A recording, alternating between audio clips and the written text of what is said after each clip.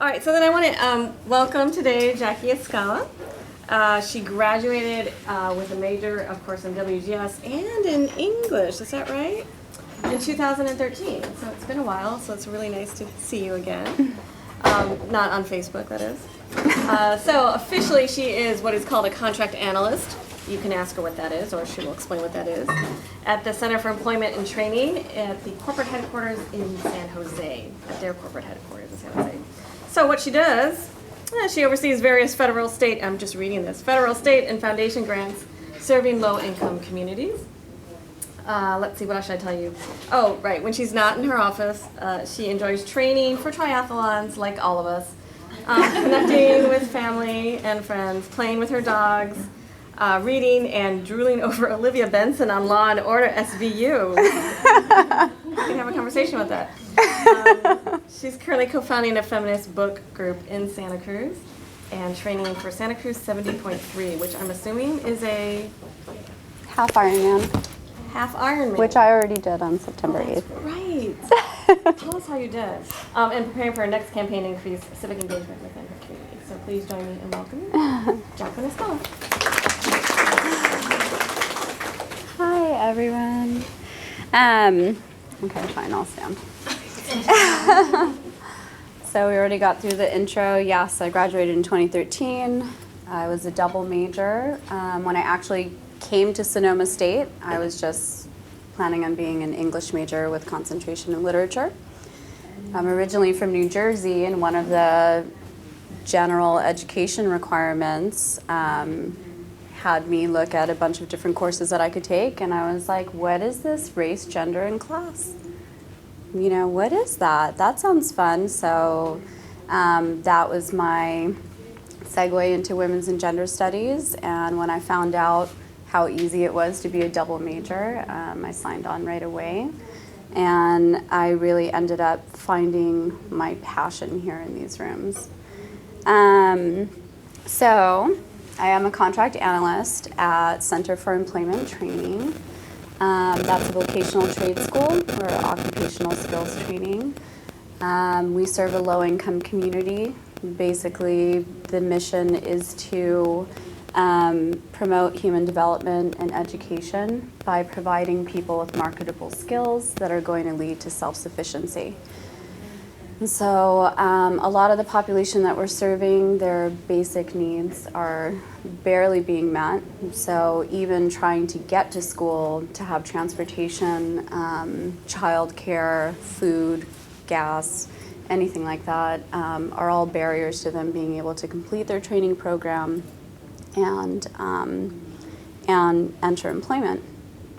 So how I got to Center for Employment Training was actually through women's and gender studies here at Sonoma State, because there was a requirement before graduating that I do an internship. Yeah. How many hours? 400 hours? I don't know. 180. It felt like 400. So I originally had wanted to do that internship at Walnut Avenue Women's Center in Santa Cruz because they have a lot of great programs for survivors of domestic violence, which is hits home for me. And their volunteer coordinator didn't have their stuff together, and my now wife, she was an instructor, an electrician instructor at Center for Employment Training, and she said, you know, I think this might fit in if you come over here. They need help in the Industrial Relations Department, which is basically providing our students with job preparedness. They do job readiness activities, helping them with resumes, cover letters, and things like that.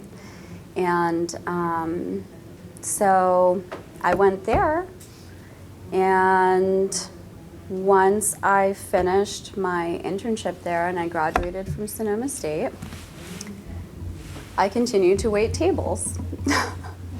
And that happened, you know, when did I graduate? In May. God, is there air in here? Okay. I graduated in May, and for several months, for that entire summer, I continued waiting tables, and I was at a very low point in my life to have 2 bachelor's degrees and be waiting tables still. And what ended up happening was that there was a restructuring at CET, which is Center for Employment Training. And the person that I worked with in industrial relations became admissions supervisor, and they needed a new admissions staff. And there was a division meeting, and she was saying to everyone, like, yeah, we're going to be hiring somebody. We want them to be detail-oriented and responsible and be able to connect with this community. And then her eyes shot across, and she saw my wife, and it was like light bulb, like, oh my God, Jackie would be great. So they called me, and I started out in the admissions department. So, you know, you start where you start, get your foot in the door. And I just went in every single day, and I gave it my best. I really connected with the people there. Our organization, the reason I have this up here,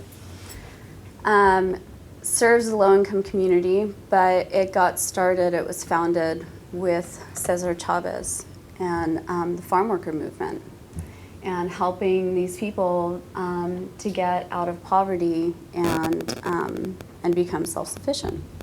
And so that was where the beginning was. And I was very surprised as an admissions advisor. I don't know what everybody's vision of a farm worker is, but I imagine that it was someone who was, you know, older, much older, you know, 40s, had been working in the fields, and some of them are. But what came across my desk in admissions was a lot of kids. They were 18 years old. You know, 18 to 24 is a lot of the demographic that we serve. And they had been working in the fields. And they had been working in the fields for years. Like, they started helping out their parents who were farm workers. So it's like a generational thing.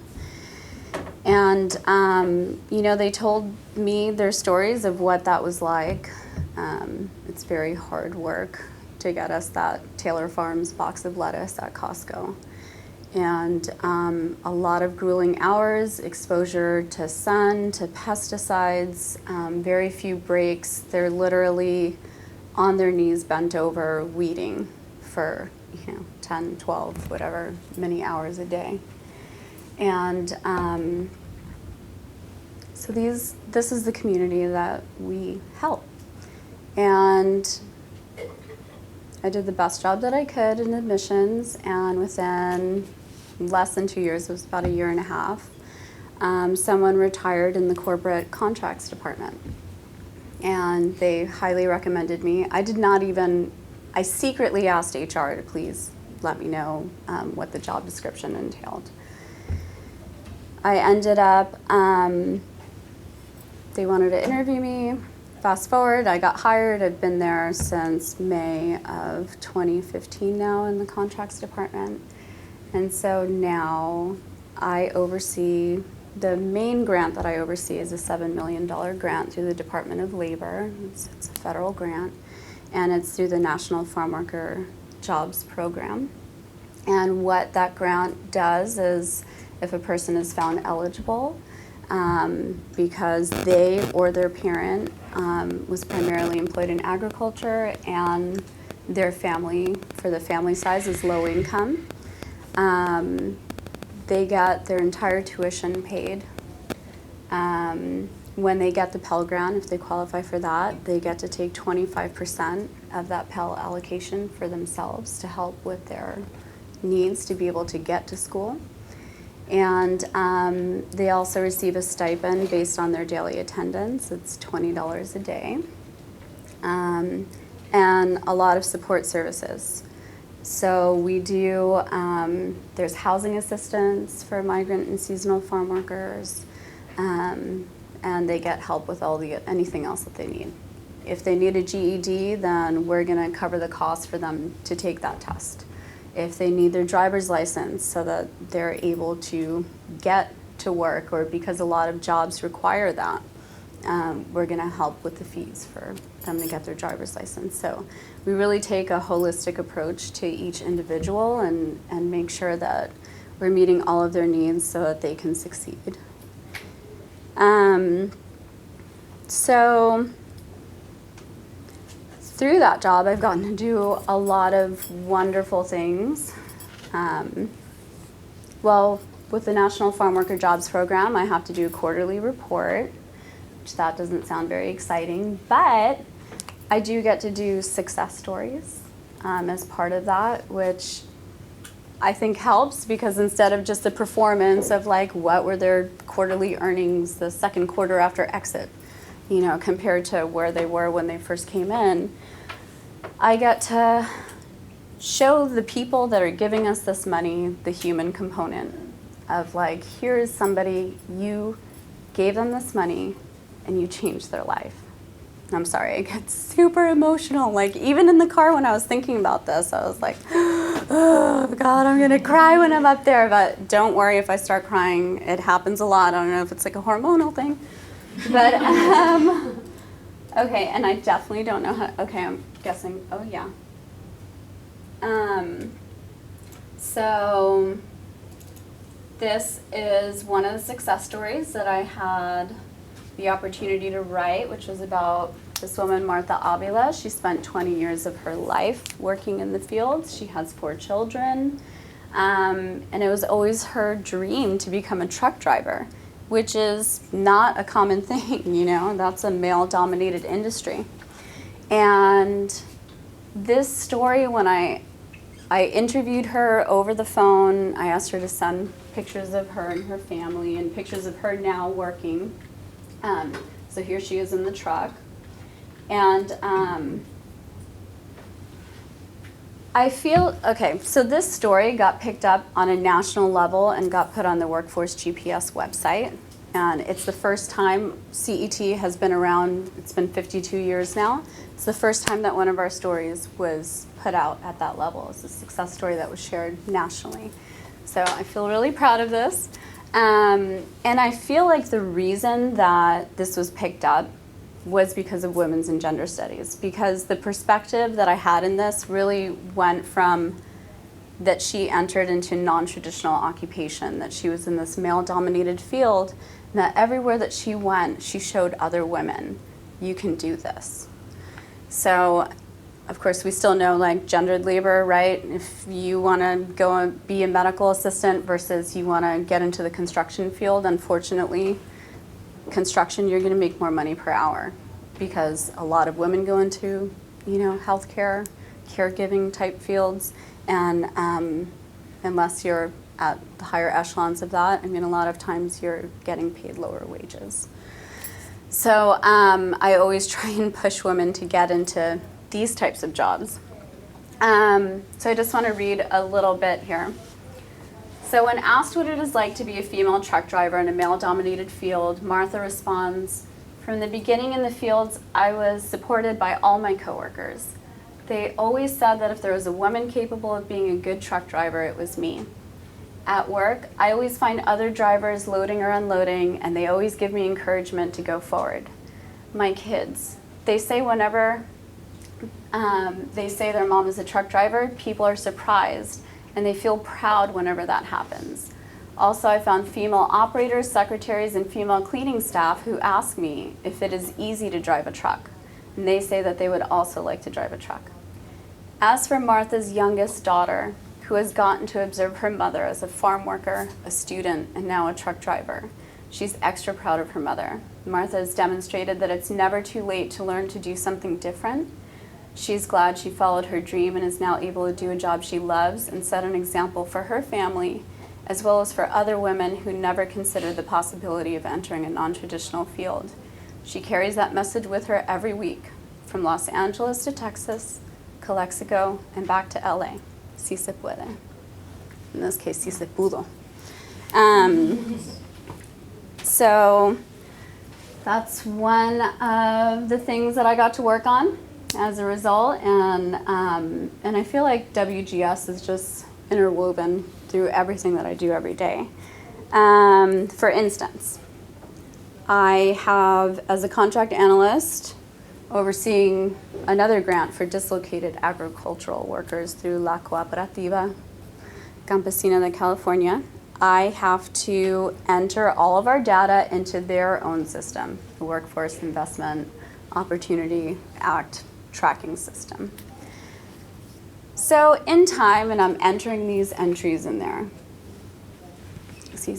every single time I get down to the field that asks me terminated or laid off because they're dislocated, and I click that, yes, that this person has been terminated or laid off, this was their dislocation date.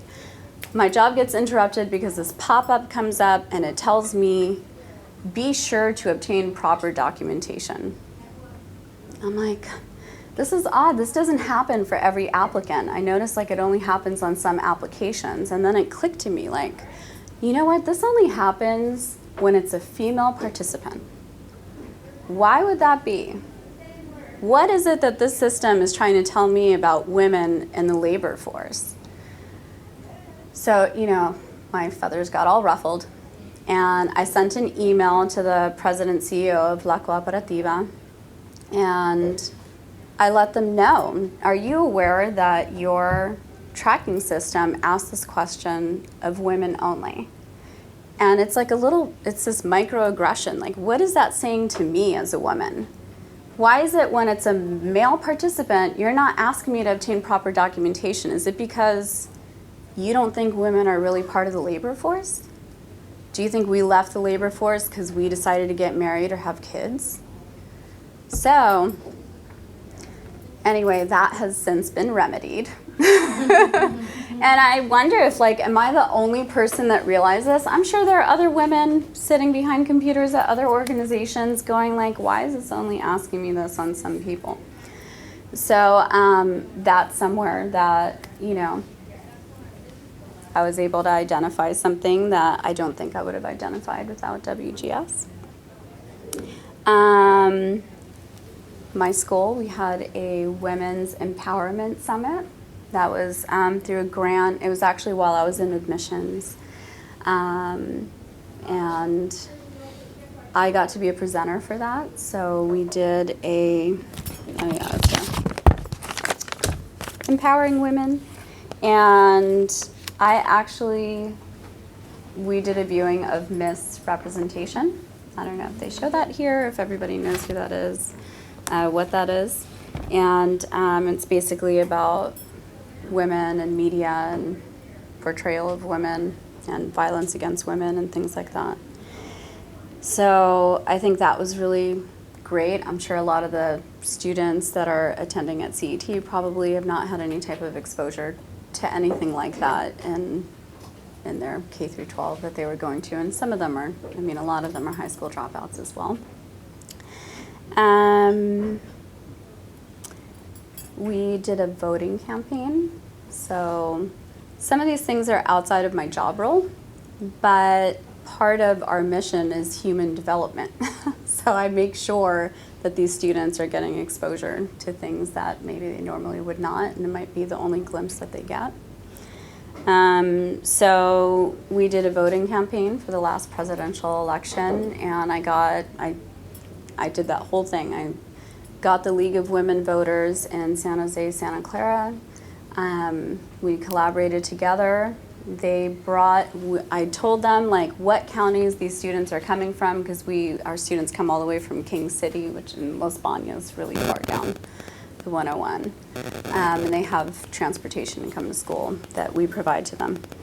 And so we help them in registering to vote and understanding the propositions and getting through all of those things, which is, of course, very important. Voting is very important. And also had the opportunity to educate them about making sure that you're also voting for, the midterms and for your local representatives and the impact that that has. I have had the opportunity to help with grant proposals. So basically that's, an application, you're asking for money. And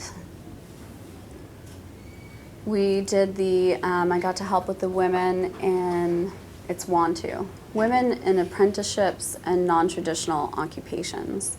So more of this Some of the programs that we offer are, welding fabrication, electrician, HVAC technician, green building construction skills. So trying to get women into more of those non-traditional occupations. How am I on time? Okay, it's 11:23. One of the big projects that I just worked on was the Community Action Plan. So CSBG is Community Services Development. Anyway, Community Services Block Grant is a huge grant.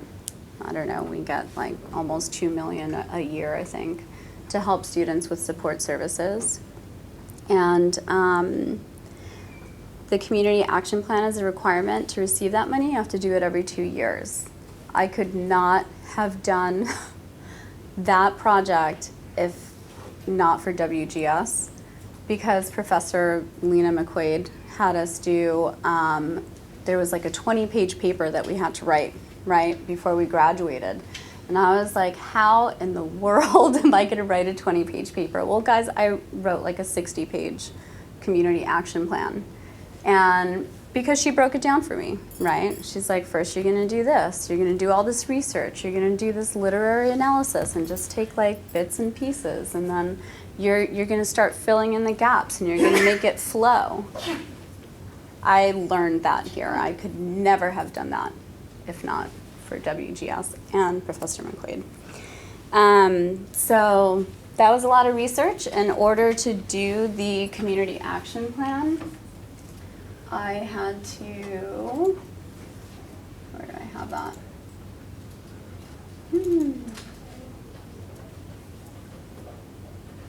No. I can write a 60-page paper, but I can't open a document. So the Community Action Plan, it serves as a 2-year roadmap demonstrating how CSBG agencies plan to deliver CSBG services. The CAP identifies and assesses poverty-related needs and resources in the community and establishes a detailed plan, goals, and priorities for delivering those services to individuals and families most affected by poverty. CSBG funds may be used to support activities that assist low-income families and individuals, homeless families and individuals, migrant or seasonal farm workers, and elderly low-income individuals and families by removing obstacles and solving problems that block the achievement of self-sufficiency. So that's what I do like every day. And so I got to do all this research. We had to do it from like 5 different sectors in the community, like private, public, education, health, like a lot of research. And I learned so much, and I tackled that project as I would a research paper. And then I tied it in with how our agency compares to other agencies. And what I found was that a lot of other agencies are providing short-term help. You know, you can go get food stamps, you can get cash aid, you can get government-subsidized childcare. But the way that I set apart CET and asking for us to continue getting a lot of this money is that I said that we provide a long-term goal to give people a way out of poverty. And our programs, by the way, they're only 6 to 9 months, so that's another thing. We go to conferences. I got sent to Washington, D.C. to the Association of Farm Worker Opportunity Programs conference.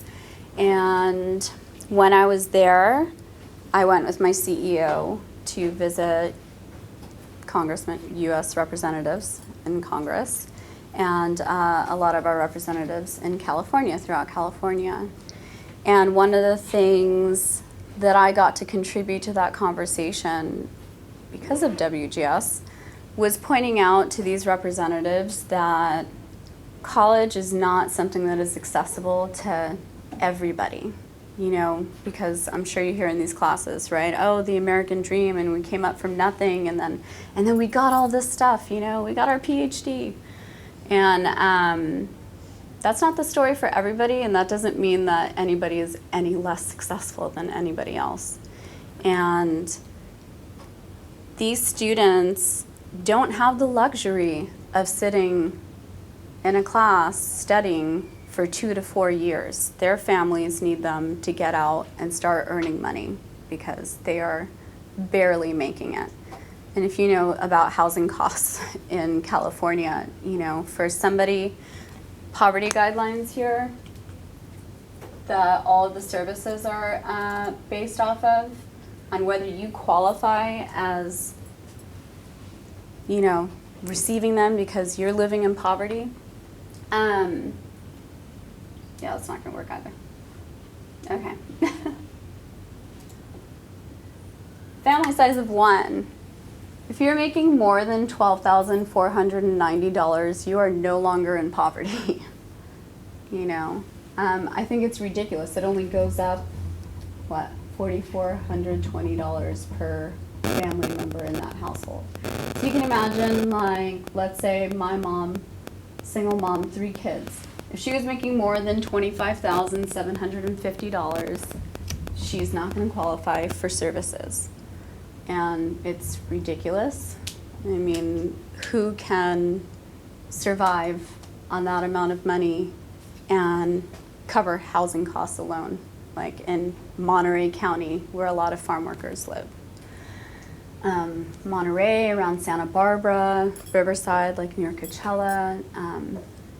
And so I had the opportunity to speak to representatives in Congress and make sure that they understood that for the community that we're serving and the programs that, like, our program is so important because it is reaching these people and giving them a way out of poverty that they may not have had access to anything else. They would just be another generation of farm workers. And farm work, you know, is very seasonal, right?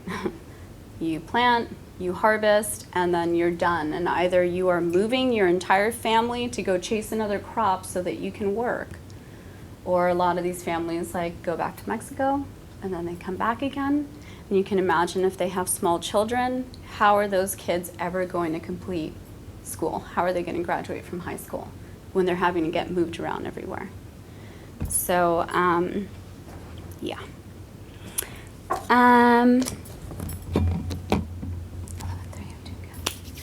Okay. The other thing that WGS helps me with in my career is I get to write policies and procedures at my work, and language is so important. And I've noticed some of our policies say his or her, his/her. And obviously that's not inclusive of everyone. Not everybody falls into that binary. And so we recently had a policy that was being written, and it was sent out to a bunch of us to review, and did we have any suggestions? And luckily my suggestion was, I think you should take out his or her because it's not inclusive, and I made sure to like attach a whole bunch of articles if they care to read up. And, you know, how about we replace it with some non-gendered language? What if it says there? What if it's just more, you know, inclusive?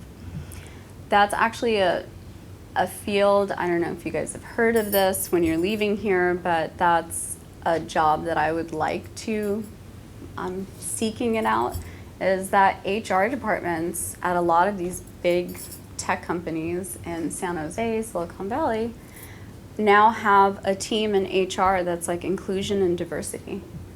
And it is, I read a whole book about it, and it's just basically making sure that the people that work there, that it's diverse, that it's inclusive, that every person that is there feels welcome, valued, respected, and heard when they come into work. And so, you know, that could be anything from as small as the dress code. How's the dress code worded? You know, oh, you must have your hair pulled back, and you must have, you know, this and that. It's like, it's a lot of things like that. And obviously I'm not working in that field, so I can't speak too much to it, but that is something that I'd like to get into. And I have a friend that works in that. And so something to keep in mind. I feel like in our current climate, and just from, God, when I was growing up to now, there's been so much change. And I know one of the questions Charlene asked, like, you know, little like priming questions, oh, maybe talk about this or that. And it was about the political climate. And I think it's so easy to feel hopeless. And I try and make sure that I don't go there. Because if I look, this is like a tiny little grain of sand in time. And of course, it's important. Every day is important.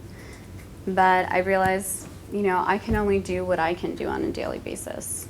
And I can be inclusive and I can speak to these issues.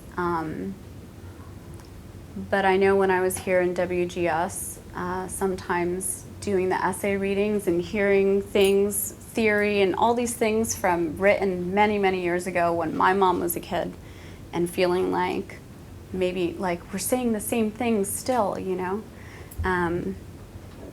I try and stay out of that because there has been a lot of change. There's been a lot of change. So I am hopeful. And is there anything else? Oh, just little daily conversations that you have with people. You know, everything is important. You never know who you're talking to and what impact you're going to have on somebody that you'll never see again, but they remembered a conversation that they had with you. And it's important to speak up and have conversations and be gentle and caring about it. I always come from a perspective of like, oh, this person has never had exposure to this subject matter before. Like, are you open to have a conversation about that? You know, and just having a conversation, because I have had the privilege of coming to SSU and taking WGS and getting exposed to these topics. So just recently, even my coworker, she said something about like she had given me a candy, and then like the following day I hadn't eaten it. And then the following day she was like, oh, I really want chocolate.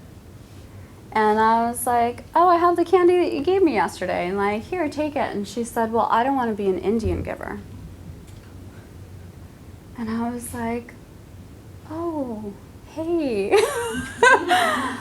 You know, we don't want to use that. We don't use that. We don't say that. Don't ever say that again.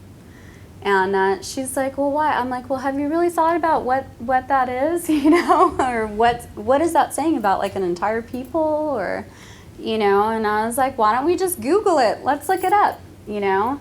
And so I have this opportunity, and what was so cool from that, and then like totally respectful way, like not shaming her at all, right? Because who's going to be able to listen? I mean, people do. I have been shamed before because I've said some stuff that I was like, ooh, I didn't know that. But people have said it harshly to me, and while I may get defensive in the moment, I mean, it sticks with you and you think about it, right? So either way works, but I think gentle is nicer. And, you know, she came back to me like the following week. She has a little boy who's like 15 months old, and her partner. And she said, I wanted to let you know that I went home and I told Richard that, you know, we shouldn't say that, and we need to make sure that we don't say that around our son, because we don't want him to go out in the world and think that it's okay to say that. And I was like, you know, it's like it matters. Having these conversations matter. And so, you know, don't stay silent. And that, I will wrap it up there and open it up to questions. Thank you.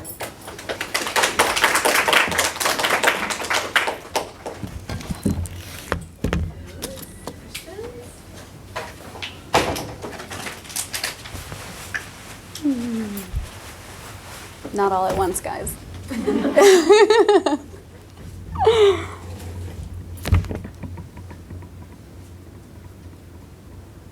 Everyone's shy.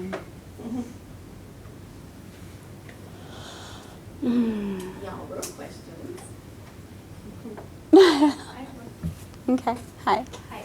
I think, I'm not sure I worded it on, I typed it online, but my second part of my question is, what is the part of your job that makes you the most proud? That makes me the most proud. You know, when I was interviewing for the job position, I told the lady that ended up hiring me. By the way, I was competing with the person who had hired me in admissions, so my supervisor downstairs who got me in the door also wanted this job, but anyway, I got it. And I had told her that I didn't think I was going to want to, I'm just coming here for some information because I'm not sure that I want to sit behind a desk all day long. And I do, I sit behind a desk with like two 24-inch monitors all day.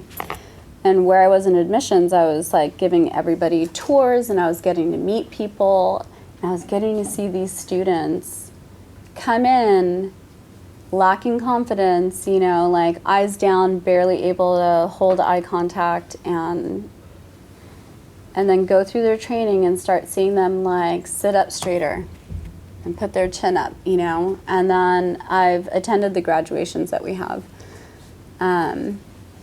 While I'm no longer getting to work with them on an individual level like I was then, I still attend the graduations. And I think that the part that I love most is knowing that in some way I contributed to this organization to make this happen for these people. Was that answering your question? I mean, it was what I like loved most, kind of. Okay, because I'm not a great listener all the time. Yeah, so just seeing the transformation in people.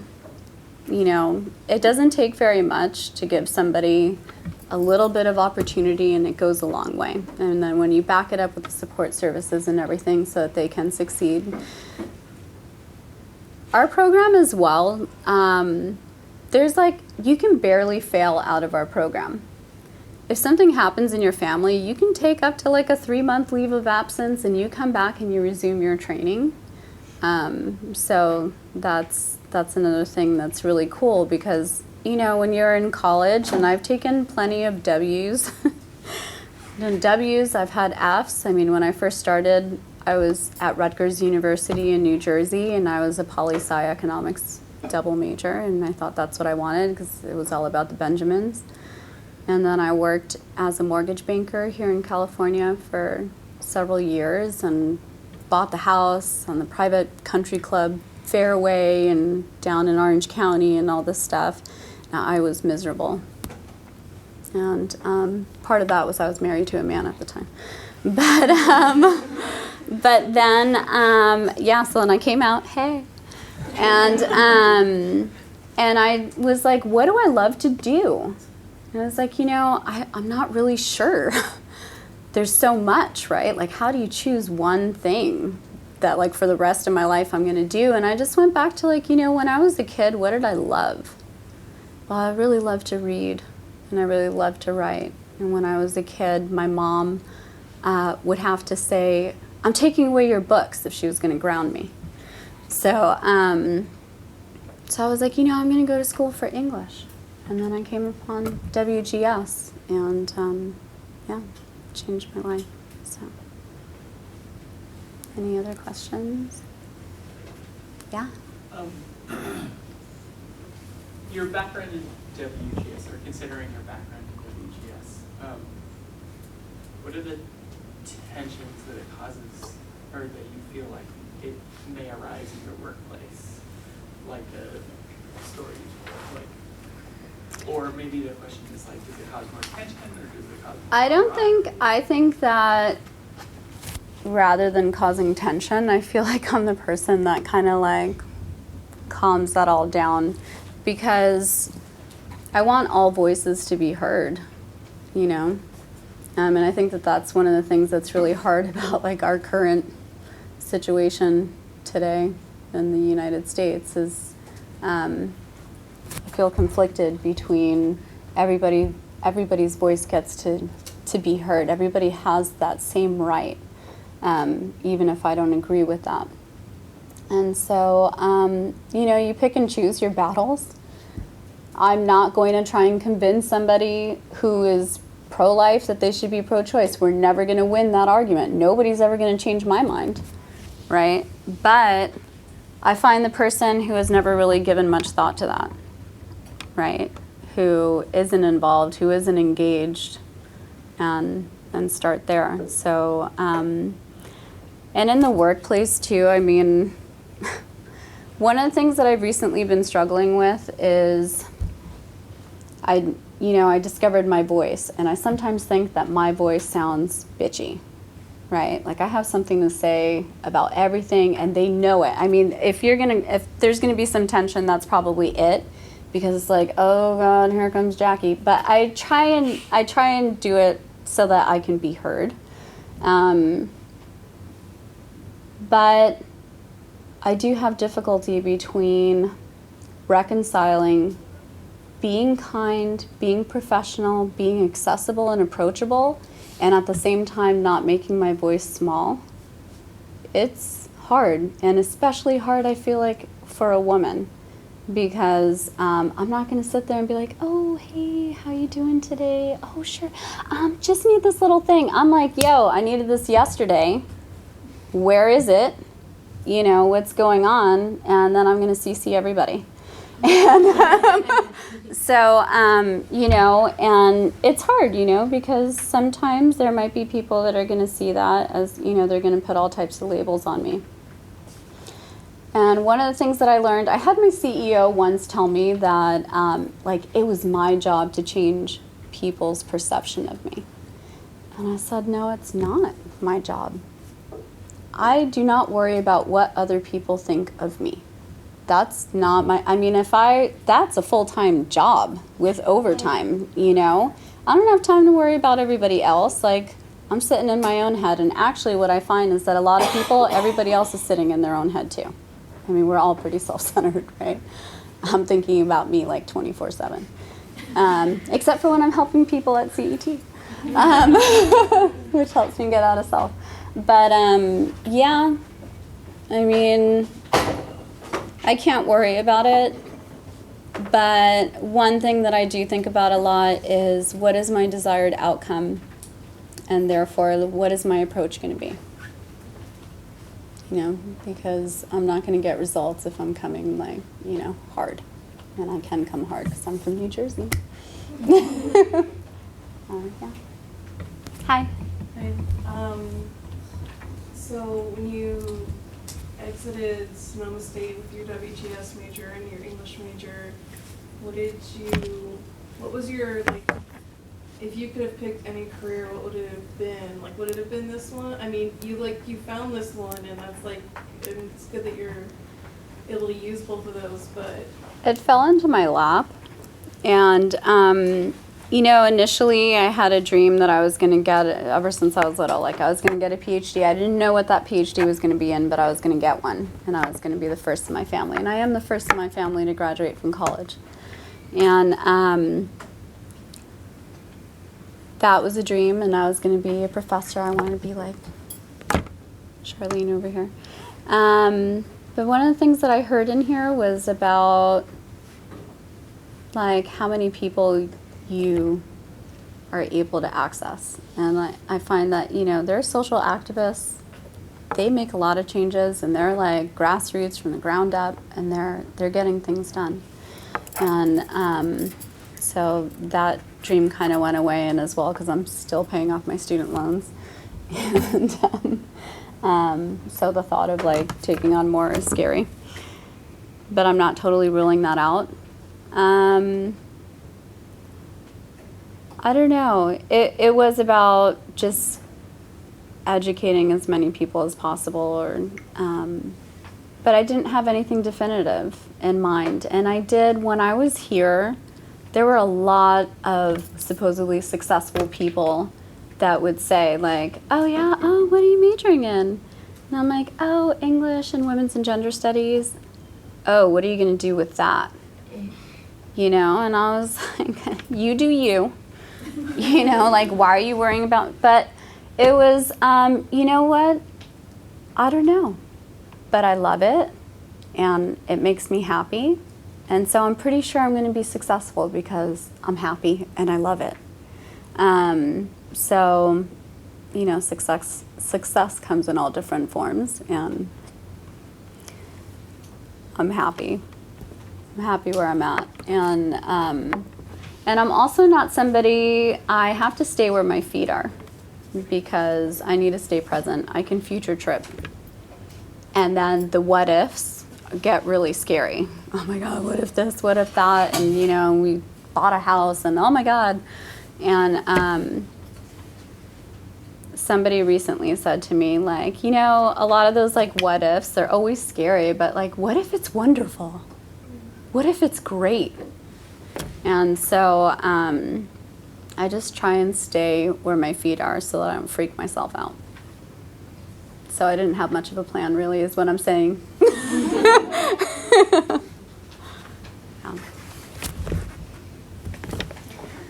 Sorry, oh, I guess we don't. My microphone is off.